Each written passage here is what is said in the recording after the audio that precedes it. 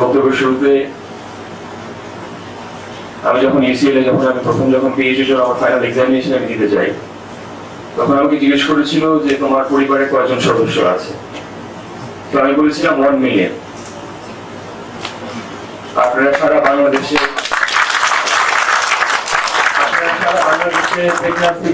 থেকে আপনারা কিন্তু আমার পরিবারের একটা অংশ, এবং আমার সকল অর্জন আমি আপনাদের জন্য উৎসর্গ করছি। আপনারা আমাকে পড়াশোনা করেছেন, আপনারা আমাকে বিদেশে পড়াশোনা করতে পাঠিয়েছেন। আপনাদের জন্য, আপনাদের দোয়াতে আমি সুশিক্ষিত হয়ে আমি বাংলাদেশে ফেরত আসছি, এবং আপনাদের খেদমতে যাতে আমি নিয়োজিত থাকতে পারি সেই আমি আল্লাহর দরবারে আজকে আমি কামনা করছি, এবং আপনারা আমাকে সেই সুযোগটা করে দিয়েছেন। এর জন্য আমি ব্যক্তিগতভাবে আমি কৃতজ্ঞ, এবং চিরকাল আমি কৃতজ্ঞ হচ্ছে। কিন্তু পরবর্তী সময় সাংবাদিক ভাই বোন যারা আপনারা আসছেন দূর দূরান্ত থেকে কষ্ট করে যারা আসছেন, আপনাদের আমি ব্যক্তিগতভাবে কৃতজ্ঞতা বোধ প্রকাশ করতে যাচ্ছি। আর এখন ফর্মালি আমাদের ইকোনমিক সিম্পোজিয়াম আমরা শুরু করতে যাচ্ছি। তো আজকের ইকোনমিক সিম্পোজিয়াম ডিসকাশন হচ্ছে the prerequisites of sustained inclusive growth, the symptoms of financial fragility and burgeoning world disparity. এবং ডিসকাশনের টপিক থেকে how much is too much. তো টোটাল সিম্পোজিয়ামটা আমি তিন ভাগে, আমার স্পিচটা আমি তিন ভাগে ভাগ করতে যাচ্ছি। তো প্রথমত আমার পিএইচডিতে যে মেইন ফাইন্যান্স গুলো আছে সেগুলো আপনাদের সামনে আমি প্রেজেন্ট করবো। তার পরবর্তীতে একটা হোলিস্টিক ডিসকাশন হবে on the prerequisites of inclusive growth এবং financial fragility that persists in the diaspora that precedes the borders of Bangladesh and within the constraints of our Bangladeshi borders. তার পরবর্তীতে বাজেট সংক্রান্ত আমার কিছু মন্তব্য আমি আপনাদের সামনে পেশ করব।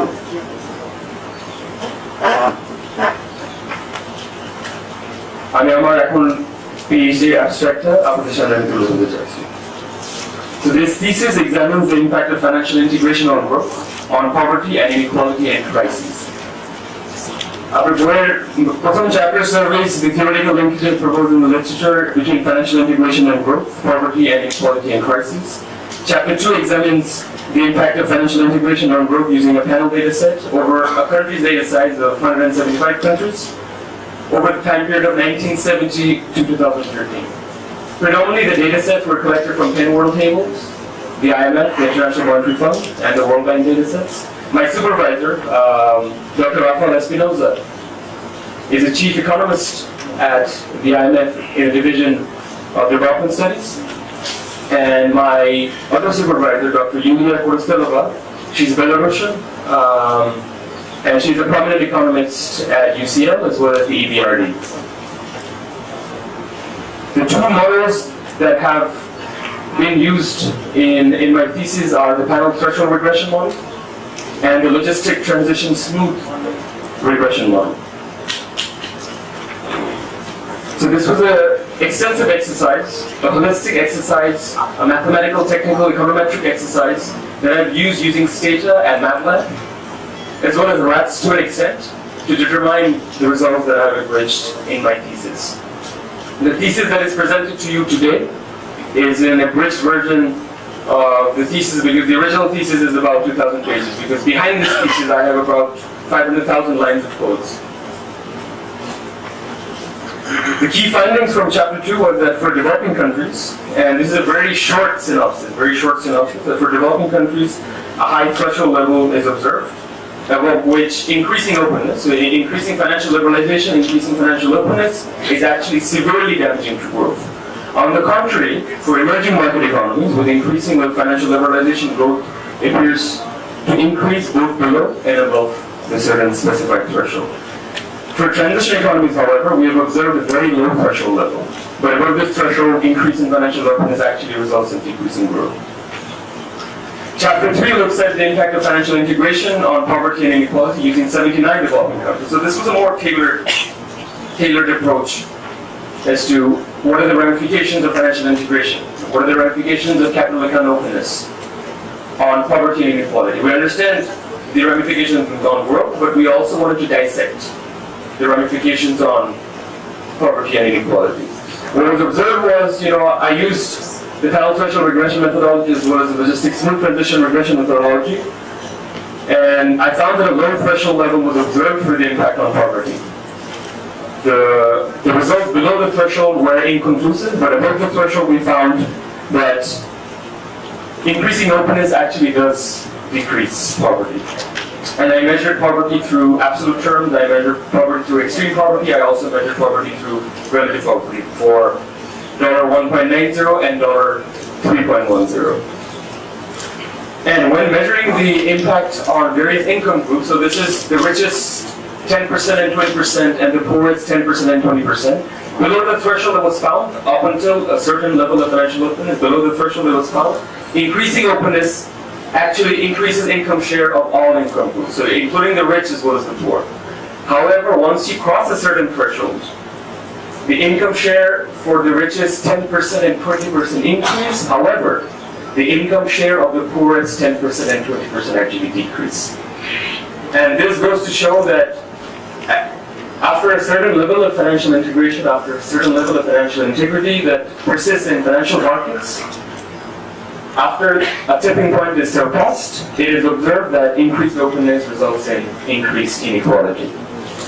And this is consistent across the 79 developing economies that I've used in my data set. Finally, chapter 4, which is the final econometric chapter of my thesis, examines the impact of the intensity of financial liberalization on the likelihood of crisis using 93 developing countries over the time period of 1980 to 2013. The model that I use for this particular paper is the multivariate profit regression model. It is observed that increasing the intensity of financial liberalization reduces the likelihood of a banking, currency, and twin crisis. And there are two notable findings that I would like to state from my thesis. One being that improvement in the conditions of political institutions reduces the likelihood of crisis.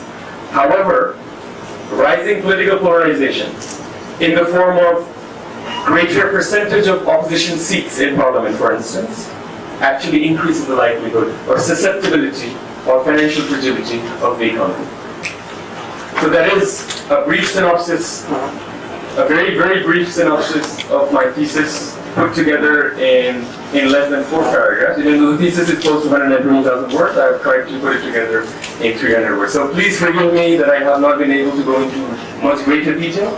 I will address the issues if you have any further questions after the symposium ends. I would like to make a few comments regarding the question of sustained inclusive growth, the symptoms of financial fragility, and the burgeoning wealth disparity that persists both nationally and beyond our national borders. প্রথমত আমি বলতে চাই যে আমাদের আজকে প্রবৃদ্ধির হার 8.2%। এটা অবশ্যই কিন্তু আমাদের জাতি হিসেবে অবশ্যই প্রশংসনীয়। 2001 সাল থেকে 2006 সাল পর্যন্ত অনেকেই কিন্তু বলেছিল যে বাংলাদেশ কিন্তু ব্যর্থ রাষ্ট্রের দিকে এগিয়ে চলছে। অনেক বড় বড় ইকোনমিস্ট কিন্তু বলেছিল যে বাংলাদেশ আজকে যে আমাদের যে অর্থনৈতিক যে বিপ্লব যে ঘটেছে, এটা কিন্তু অনেকেই কিন্তু বলতে পারে নাই যে 2006 সাল থেকে 2001 সাল থেকে 2006 সাল পর্যন্ত। তো জাতি হিসাবে আমরা মাননীয় প্রধানমন্ত্রী শেখ হাসিনার কাছে অবশ্যই আমরা ব্যক্তিগতভাবে আমরা কৃতজ্ঞ। ওনার সফল নেতৃত্বের মাধ্যমে বাংলাদেশ আজকে আমরা সারা বহির্বিশ্বে আমরা মাথা উঁচু করে আমরা কথা বলতে পারছি। এবং 8.2% আমরা যেটা বলছি, এবং আমাদের প্রসপেক্টিভ গ্রোথ যেটা ডবল ডিজিট গ্রোথ মাননীয় প্রধানমন্ত্রী বলেছে 2023 সালে এগিয়ে যাবে। আমরা বিশ্বাস করি যে 2041 সালে না হলেও 2045 সাল বা 2051 সালের মধ্যে বাংলাদেশ একটি উন্নত দেশ হিসাবে স্বীকৃতি পাবে বহির্বিশ্বে। কিন্তু আজকে যেহেতু সিম্পোজিয়াম, আপনারা মনে রাখবেন যে আমরা কিন্তু এখানে সরকার বিরোধী কোনো কথা বলতে আসি নাই। সিম্পোজিয়ামের আকার রেসপেক্ট করার জন্য আমরা মনে রাখতে হবে যে সমালোচনা এবং আলোচনা কিন্তু আমরা করতে চাচ্ছি কিন্তু জাতির উন্নতির জন্য। আমরা মাননীয় প্রধানমন্ত্রীর হাতকে আরো শক্তিশালী করতে চাই, আমরা দেশকে এগিয়ে নিতে চাই। সে আগে আমি আপনাদের কাছে বলতে চাই যে আমাদের মাথা পিছু আয় কিন্তু বেড়েছে আজকে $1900। এবং তার পাশাপাশি আমার এটার উল্লেখযোগ্য যে প্রবৃদ্ধির হার যতই বাড়ুক না কেন, আমাদের মনে রাখতে হবে আজকে যেই সংকটটা আজকে বিরাজ করছে, যে আমাদের যে ইউথ আনএমপ্লয়মেন্ট যে একটা ক্রাইসিস আছে, যে শিক্ষিত বেকার, এদের জন্য আমরা কি করে কর্মসংস্থানের সুযোগ সুবিধা আমরা করে দিতে পারবো। তো আমি ব্যক্তিগতভাবে এই মাননীয় প্রধানমন্ত্রীর কাছে রিকোয়েস্ট করেছি। আমার ব্যক্তিগতভাবে আপনারা জানেন, আপনারা সবাই জানেন মাননীয় প্রধানমন্ত্রী আমাকে অনেক স্নেহের চোখে দেখে, অনেক আদর করে। এবং মাননীয় প্রধানমন্ত্রীর কাছে আমি বলেছিলাম যে আমাদের বাংলাদেশে যদি আমরা অন্টারপ্রেনারিয়াল ট্র্যাকটি যদি আমরা না আগাই, আমরা যদি অন্টারপ্রেনারিয়াল সাপোর্ট যদি আমরা না দিতে পারি, ওই পরিবেশ যদি আমরা না তৈরি করে দিতে পারি, যুবকদের মধ্যে যে বেকারত্বের যে অভিশাপ যে বিরাজ করছে আজকে, সেটা কিন্তু আমরা কোনোদিন আমরা মোকাবেলা করতে পারবো না। এবং আজকে প্রশংসনীয় যে আজকে আমাদের বাজেটে ঘোষিত যে বাজেট 5,23,000 কোটি টাকা, এর মধ্যে 100 কোটি টাকা বরাদ্দ করা হয়েছে স্টার্টআপদের জন্য। এবং এটা অবশ্যই প্রশংসনীয়, কিন্তু এটাও উল্লেখযোগ্য যে 100 কোটি টাকা অবশ্যই এই 18 কোটি মানুষের বাংলাদেশে 10 কোটি যারা eligible about the age of 18 এবং 4-5 কোটি যারা যুব সমাজ যারা আছে, এটা কোনো আকারেই সেলফ সাফিসিয়েন্ট হতে পারে না। আমাদের যে প্রপোজিশন ছিল সেটা হচ্ছে সিড ফাইন্যান্সিং করবে, সরকারি বিনিয়োগ করবে সারা বাংলাদেশে 493টি উপজেলাতে 5,554টি ইউনিয়নে। একটা করে যদি আমরা শিল্পপতি বের করতে পারি 5টা ইনভেস্টমেন্টের মধ্যে, আমরা যদি 10,000 কোটি টাকা বা 15,000 কোটি টাকা যদি আমরা বরাদ্দ করতে পারতাম, এই সিড ফাইন্যান্সিং যেটা বীজ রোপণ যেটা করা হবে, একসময় যখন একসাথে এটা যখন গ্রো করতে থাকবে, তখন কিন্তু আমরা একটা ফুলের বাগান হিসেবে আমরা রূপান্তরিত করতে পারবো। এবং এন্টারপ্রেনারশিপ কিন্তু বাংলাদেশে এখন পর্যন্ত উৎসাহটা কিন্তু আমরা আমাদের তরুণ প্রজন্ম কিন্তু সেইভাবে আমরা দিচ্ছি না। আমরা প্রথমেই বলি আমাদের পড়াশোনা শেষ করার পর আমাদের চাকরি খোঁজার জন্য, কিন্তু কেউ কিন্তু ওই রিস্ক নিয়ে বলছে না যে আপনারা উদ্ভাবক হন, আপনারা উদ্যোক্তা হন। এবং আজকে আমাদের প্রবীণ যারা আছে এবং আমাদের সিনিয়র আমাদের আপা আম্মা যারা আছে, আমাদের খালা খালু যারা আছে, চাচা চাচি আপনারা যারা আছেন, আপনাদের কাছে আমার ব্যক্তিগতভাবে একটা দাবি থাকে যে এন্টারপ্রেনারশিপকে এবং উদ্যোক্তাদের আপনারা উৎসাহিত করবেন।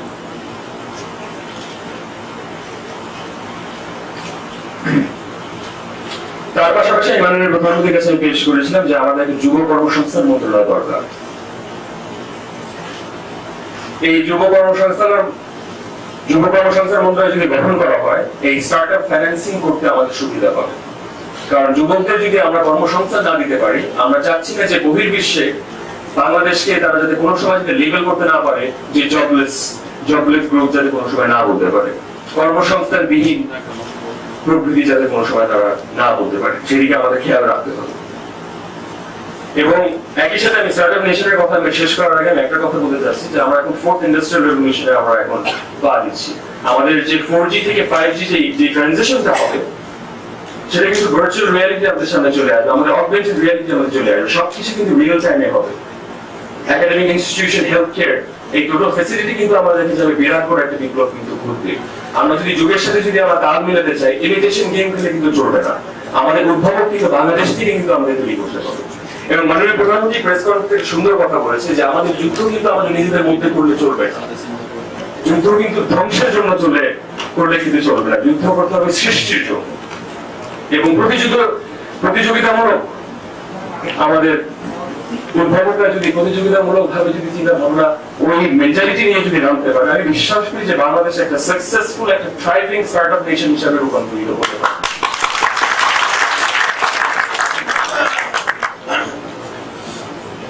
তার পাশাপাশি আমি ব্যাংকিং সেক্টরের কয়েকটা কথা, এখন জানেন আমাদের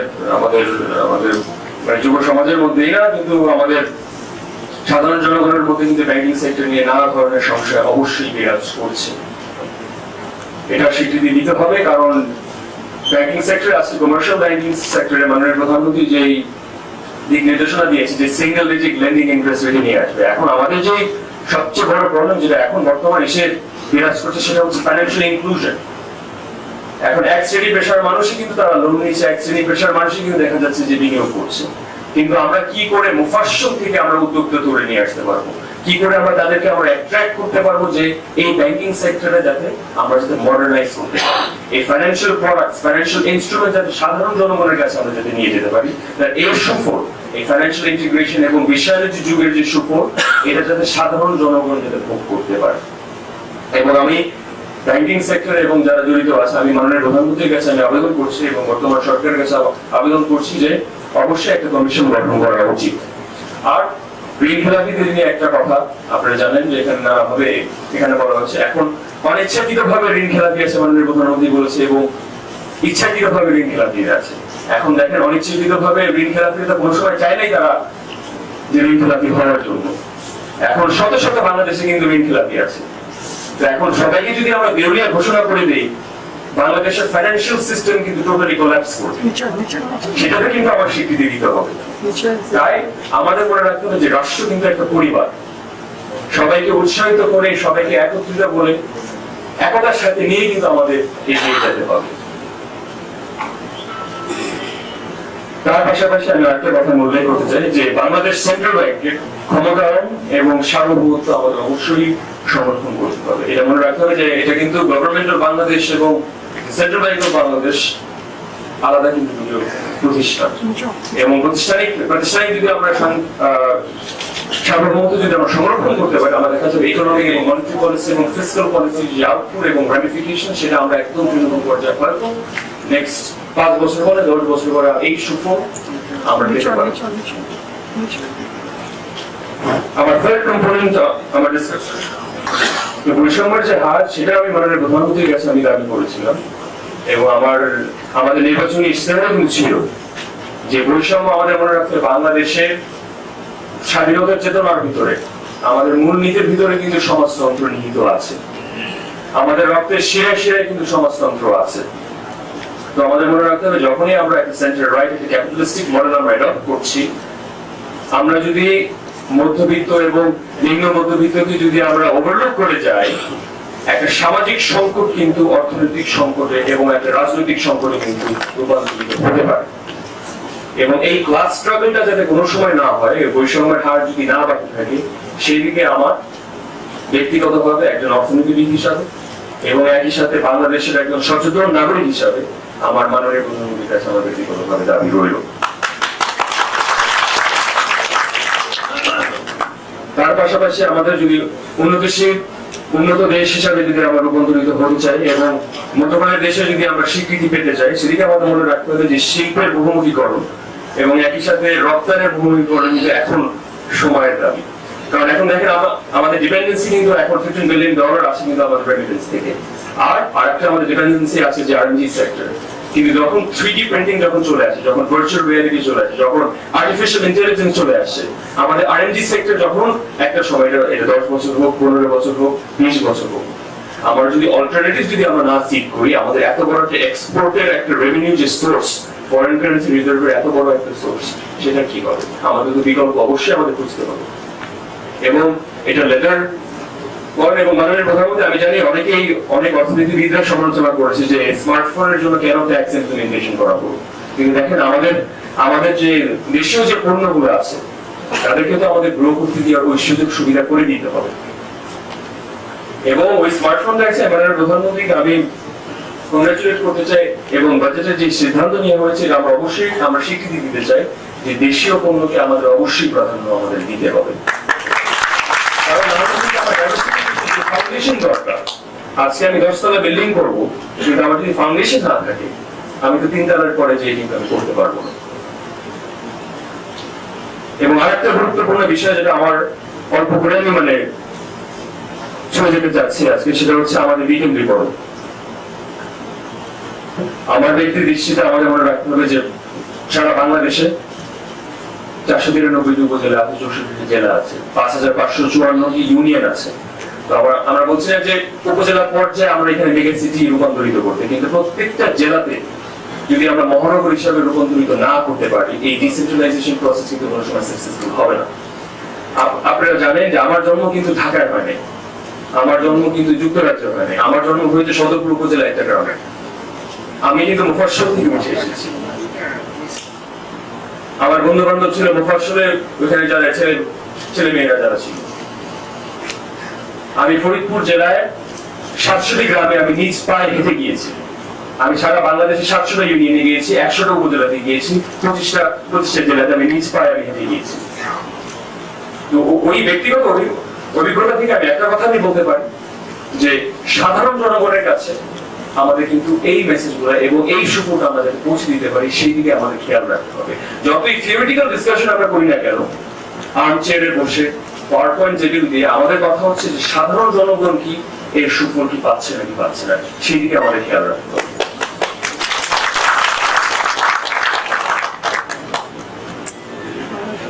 আর কাঠামোগত যে সংস্কার, এটা অবশ্যই আমাদের দরকার, এবং এটা মনে রাখবে যে এটা কিন্তু অবশ্যই চলমান থাকে, এবং যেই বাজেট আজকে যে ডিক্লেয়ার যে বাজেট হয়েছে, এটা অবশ্যই মনে রাখতে হবে যে অনেক বড় একটা চ্যালেঞ্জিং একটা বাজেট। 5,23,000 কোটি টাকা, যেটা এক সময় ছিল আমাদের 700 কোটি টাকা 1972 সালে, এবং আমাদের মানে 15 বছর আগে দেখা যাচ্ছিল যে 64,000 কোটি টাকার সাইজের বাজেট ছিল। কিন্তু সরকারের কিন্তু সংগ্রহণ করতে হবে, এটা যেহেতু সংগ্রহ করতে হবে, আমি মানে এখানে বিলাসিতার কোনো উপায় নাই, কারণ এখানে আমাদের কংগ্রাচুলেট করতে হবে আমাদের যারা আমাদের ডিলিজেন্ট যারা ট্যাক্স পেয়ার আছে। আমাদের এখন 10,41,00,000 এলিজিবল ট্যাক্স পেয়ার আছে বাংলাদেশে। এর মধ্যে ট্যাক্স পে করছে, ডিরেক্টলি ট্যাক্স পে করছে 25 লক্ষ। এটা একসময় বাড়লে তো অবশ্যই সর্ববৃহৎ, প্রত্যেক বছর সর্বকালের সর্ববৃহৎ বাজেট হবে। কিন্তু আমাদের মনে রাখবে যে রাজস্বের যে নীতি আছে, তার পাশাপাশি কিন্তু আমাদের ইমপ্লিমেন্টেশন, বাস্তবায়ন, বাজেট আঁকা এবং বাজেটের বাস্তবায়নের মধ্যে কিন্তু একটা বিরাট বড় একটা পার্থক্য আছে। এবং ইমপ্লিমেন্টেশন দেখেন, আমাদের 93% কিন্তু ছিল আমাদের বর্তমান সরকারের দ্বিতীয় মেয়াদের ফার্স্ট টার্মে, যখন আমাদের সাবেক ফাইন্যান্স মিনিস্টার যখন ফার্স্ট টার্মে কিন্তু ছিল 93%, কিন্তু ইলেকশনের আমাদের ফাইনাল ইয়ারে কিন্তু আমরা দেখতে পেয়েছি এই ইমপ্লিমেন্টেশন কিন্তু নেমে গিয়েছে 78%। তো ইমপ্লিমেন্ট বাজেট যাতে বাস্তবায়ন হয় সেদিকে কিন্তু আমাদের অবশ্যই খেয়াল রাখতে হবে।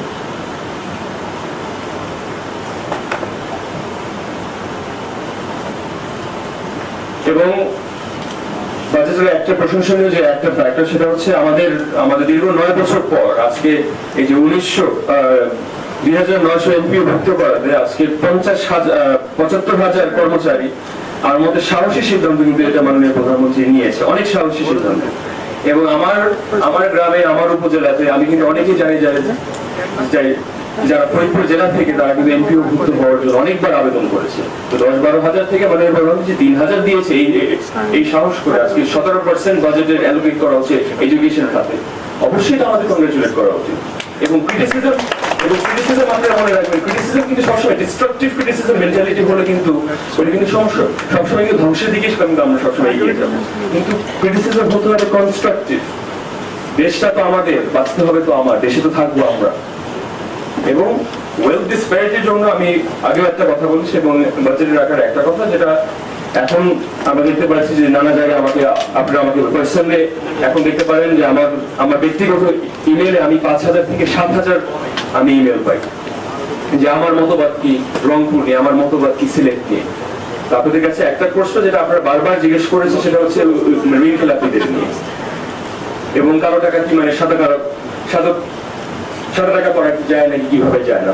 তো কথা হচ্ছে মাননীয় প্রধানমন্ত্রী যে উদ্যোগ নিয়েছে, আপনারা দেখেন যে যখন প্রকৃতির হার যে আকারে বাড়ছে, এখানে দুইটা অ্যাসোসিয়েটেড ফ্যাক্টর সবসময় এখানে রয়ে যায়। এবং একটা হচ্ছে যে আমাদের ওয়েলথ ডিসপ্যারিটি, আর একটা হচ্ছে এখানে মানে করাপশন চার্জ। বাংলাদেশে এখানে করাপশন কিন্তু আমরা এখানে সবাই কিন্তু কোনো আকারে কিন্তু আমরা দেখা যাচ্ছে, আমরা এটা মফস্বলা পর্যায়ে হোক, একদম শীর্ষ পর্যায়ে হোক, আমরা কিন্তু এখানে দুর্নীতির যে জিরো করাপশন যে টলারেন্স পলিসি টুয়ার্ডস করাপশন, এটা আমাদের কংগ্রাচুলেট করা উচিত এবং উৎসাহিত করা উচিত। কারণ করাপশনকে যদি আমরা দাবায় রাখতে পারি, আমার মনে হয় যে আসলে বাংলাদেশ একটা অর্থনৈতিক বিপ্লবের মাধ্যমে একটা উন্নত এবং সমৃদ্ধশীল একটা দেশে রূপান্তরিত হবে। আর আমার ব্যক্তিগতভাবে আমার একটা আমার বিটা প্রপোজিশন আমার থাকবে, সেটা হচ্ছে আমাদের ইশতেহারে যেরকম আমরা প্রপোজ করেছিলাম যে বাংলাদেশে অবশ্যই একটা ইউনিভার্সাল হেলথ কভারেজ আমাদের দরকার। কারণ দেখেন, মধ্যবিত্ত যারা আছে এবং নিম্ন মধ্যবিত্ত যারা আছে, তারা কিন্তু বিদেশে যে সিঙ্গাপুরে যে হেলথ কেয়ার সিক করবে না, তারা কিন্তু আমেরিকাতে যে সার্জারি করার ওই আর্থিক ক্ষমতা কিন্তু তাদের নাই। আমাদের উপজেলা পর্যায়ে, আমাদের জেলা পর্যায়ে, আমাদের ইউনিয়ন পর্যায়ে কিন্তু ক্লিনিক এবং হসপিটাল নির্মাণ করে দিতে হবে। এবং আমি প্রপোজিশন দিয়েছিলাম এবং আমি হেলথ কেয়ার স্টাডি করেছি। ফ্রান্সের হেলথ কেয়ার সিস্টেম বলে, ইউনাইটেড স্টেটসের হেলথ কেয়ার সিস্টেম বলে, ইউনাইটেড কিংডমের হেলথ কেয়ার সিস্টেম বলে, Bangladesh national health care system আমাদের অবশ্যই একটা সময় আমরা যাতে বাস্তবায়ন করতে পারি সেদিকে আমাদের হেলথ মিনিস্ট্রির কাছে আমাদের ব্যক্তিগত আমাদের আবেদন থাকবে। কমিশন গঠনের মাধ্যমে যদি আমরা বিএনএইচএস যদি আমরা গঠন করতে পারি, নিশ্চয়ই আমরা হেলথ কেয়ার প্রফেশনটাই ইউনিভার্সাল হেলথ কেয়ার কভারেজ, যেটা বাংলাদেশের একটা গর্ব হিসাবে আমরা রূপান্তরিত করতে পারবো, ইনশাআল্লাহ সেদিকে আমরা সফল হতে পারবো। আর লাস্ট আমার বক্তব্য শেষ করার আগে, আমরা যে ব্যক্তিগতভাবে আপনাদের কাছে আমি আগেও বলেছি এবং এখনো বলছি, আমরা 8টা বিভাগে 64 জেলাতে আমাদের মনে রাখতে হবে যে আজকে যে অর্থনৈতিক সুফল আমরা যেটা পাচ্ছি, সেটা মনে রাখতে হবে যে আজকের দেশের রাজনৈতিক পরিস্থিতি এবং সামাজিক স্থিতিশীলতার জন্য কিন্তু এই অর্থনৈতিক সুফল আমরা পাচ্ছি। আজকে 2001 সাল থেকে যারা 2006-7 পর্যন্ত বলেছিল যে বাংলাদেশ একটা ব্যর্থ রাষ্ট্র হবে, যে সবসময় আমরা নির্ভরশীল থাকবো বৈদেশিক ফান্ডের জন্য, আজকে তারা কোথায়? তো আমাদের মনে রাখতে হবে যে স্থিতিশীলতা বজায় রাখার জন্য কিন্তু জাতীয় পার্টির চেয়ারম্যান কিন্তু একটা ঐতিহাসিক একটা ভূমিকা রেখেছিল। এবং মাননীয় প্রধানমন্ত্রী জনপ্রশাসনের জন্য যে পরিমাণ ফান্ড বরাদ্দ করা হয়েছে, এটা আমরাও কংগ্রাচুলেট করি, কারণ স্থিতিশীলতা না থাকলে কিন্তু এই অর্থনৈতিক সুফলের কিন্তু কোনো লাভ হবে না। আমরা কিন্তু এক পায়ে যদি না দাঁড়াতে পারি, আমরা কিন্তু দ্বিতীয় পা কিন্তু আমরা কোনো সময় চাইতে পারবো না। তাই credit given where it is due, মাননীয় প্রধানমন্ত্রীকে আমাদের ওই জায়গায় আমাদের কৃতজ্ঞতা আমাদের প্রকাশ করতে হবে, কারণ জঙ্গিবাদ মোকাবেলা অবশ্যই একটা ঐতিহাসিক ভূমিকা তিনি রেখেছেন। তাই আমরা যে উদ্যোগ নিয়েছি সেটা হচ্ছে 8টা বিভাগে এবং 64 জেলাতে আমরা সারা বাংলাদেশে আমরা ডিমেডিকেলাইজেশন ক্যাম্প আমরা নির্মাণ করব, যাতে ইসলামের নামে যে পারভার্জন যেটা হয়, ইসলামের নামে যে জঙ্গিবাদ সন্ত্রাসী যেখানে তারা ম্যানুফ্যাকচারিং খাত তারা বলেছিল যে রেডিক্যালাইজেশনের ক্যাম্প, সেটাকে আমরা কাউন্টার করার জন্য আমরা সারা বাংলাদেশ ডিরেগুলাইজেশন ক্যাম্প আমরা নির্মাণ করব। এবং আপনারা জানেন, আপনারা নিজ উদ্যোগে আপনারা এগিয়ে আসুন, যাতে বাংলাদেশে যাতে আমরা স্থিতিশীলতা যাতে বজায় রাখতে পারি এবং মানে ট্রিকল ডাউন থিওরি বলেন, টপ টু বটম এবং বটম আপ থিওরি বলেন, এর মাঝখানে একটা সমন্বয় আমাদের বের করতে হবে। কারণ আমার বক্তব্য শেষে আমি একটা কথা বলতে চাই যে বাজেটের সুফল যদি সমাজের মধ্যবিত্ত এবং নিম্নবিত্ত এবং মুফাসসলে যারা আছে তারা যদি না পায়, তাহলে এই উন্নতির কিন্তু কোনো মানে নেই। তাই আপনারা দোয়া করবেন এবং আপনারা সাথে থাকবেন, যাতে আমি বাংলাদেশের অগ্রযাত্রায় এবং এই যাত্রায় আপনাদের খ্যাতমতে যাতে বাঙালি জাতির খ্যাতমতে যাতে আমি নিয়োজিত থাকতে পারি। আপনারা দোয়া করবেন, সাথে থাকবেন। ওয়াকিল রহমান আলহামদুলিল্লাহ রাব্বিল আলামিন। আসসালামু আলাইকুম।